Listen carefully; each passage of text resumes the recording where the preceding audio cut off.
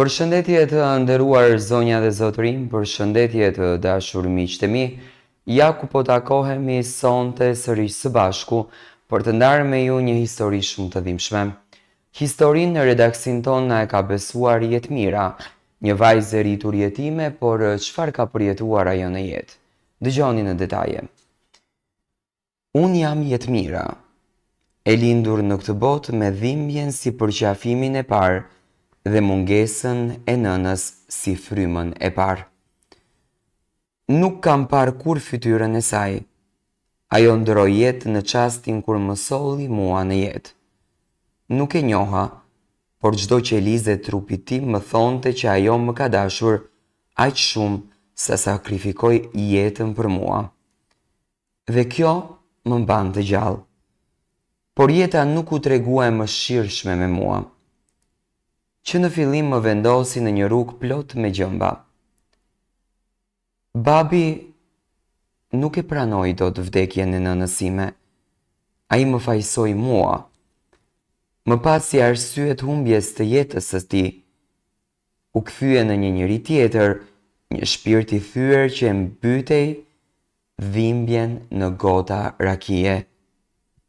Kthente çdo natë i dehur në shtëpi dhe unë fshihesha në batanie nga frika, duke u lutur të mos më shihte e të mos më prekte. Gjyshja ime, ëngjëlli i parë i jetës sime, më mbrojti si mundi, më mësoi të flas, të buzëqesh, të kem shpresë, por ajo u shua vetëm kur unë isha 7 vjeç. Dhe atëherë filloi feri i vërtet. Babai nuk punonte më. Borxhet ishin bërë si zinxhir që e tërhiqnin gjithnjë e më poshtë.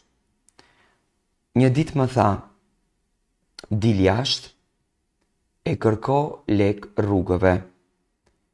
Nuk e kuptoja, por më vonë e mora vesh që ishte fjala për lypje.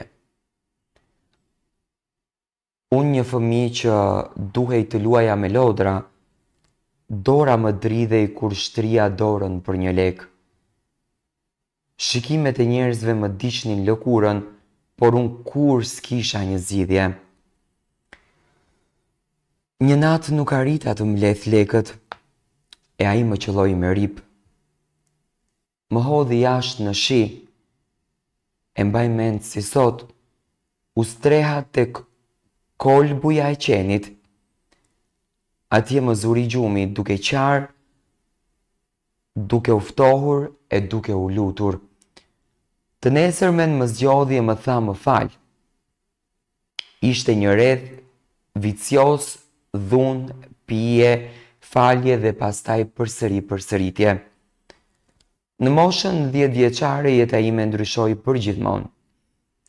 Ai erdhi një ditë i buzëqeshur dhe më tha: "Hallet do të marrin fund."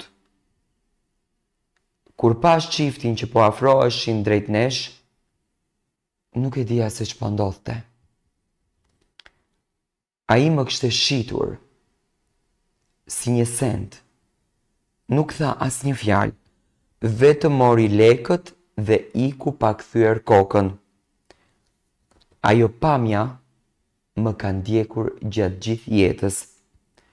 Pamja e babit që largohet, ndërsa unë qaja dhe i thërisja, ndërsa ai nuk u kthye më kurrë.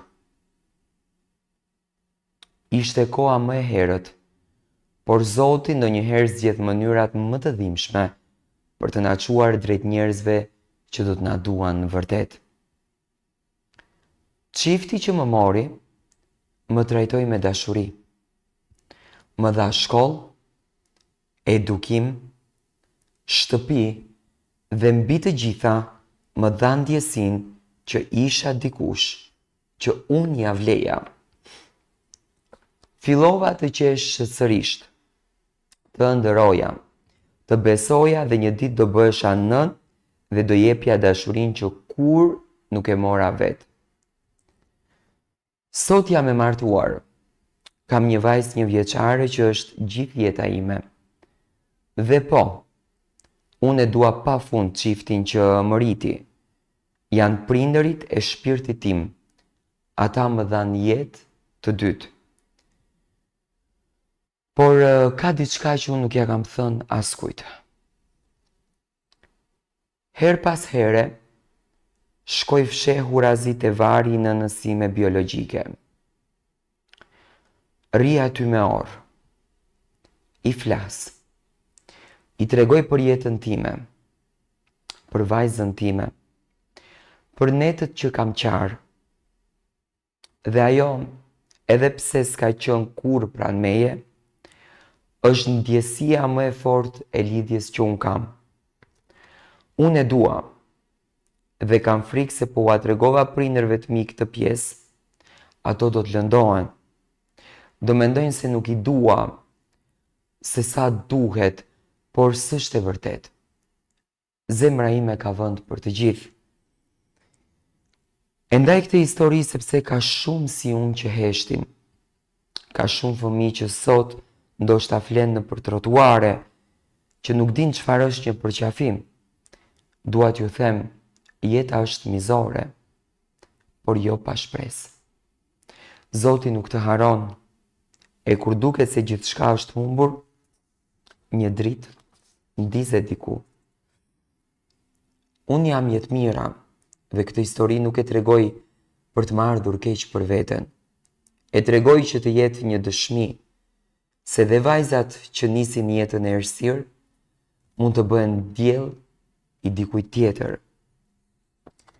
Sot, kur shoh vajzën time teksa më përqafon e vogël, me pafajësinë e një fëmije që nuk e njeh dhimbjen e botës, betohem në heshtje se ajo kur s'do të kaloj asnjë prej vuajtjeve që unë kam kaluar. I dhash fjalën vetes se do t'jem për të gjithçka që nuk e pata unë. Një nën, një mbrojtje, një dashuri pa kushte. Dhe çdo buzëqeshje të saj, unë e rigjej veten time, të vogël. Atë voglushe që dikur fjeti në kolibën e një qeni, e lën hares, por që nuk u dorëzua. Sot ajo vajzë jam unë, jetë mira, gruaja që mbijetoi për të jetuar e për të dashuruar. Por pavarësisht gjithë dashurisë që kam për prindërit që më ritën dhe gjithë mirënjohjes që ndjej, në zemrën time është një copës që e ndeqa në heshtje. Vari nënës, që se njoha kur, është i vetmi vend ku ndjej që të si të plot. Si të ishte një përqafim që se ka marrë kur. Nga njëherë më merr malli për të ditur si do të ishte jeta po të mos më mungonte ajo. Prandaj ndonse s'ua kam treguar atyre që më dhanë gjithçka, shkoj nga njëherë atje dhe flas me të. Me nënën time që më solli në jetë e që mbase nga qielli ka gjithmonë me mua, është në çdo hap të dhimbshëm apo në çdo ringritje që unë kam bërë në jetë. Në fund të kësaj historie me patjetër që dua t'i them dy fjalë. Ka shumë fëmijë që përjetojnë fatin e jetmirës, por unë them që nëse mbesish me babain nuk je jetim, por këto fëmijë apo këto prindër që nuk kanë përgjegjësinë dhe shesin fëmijët e tyre, besoni që një ditë të shpejtë në jetën tuaj do ta paguani shumë shtrenjtë.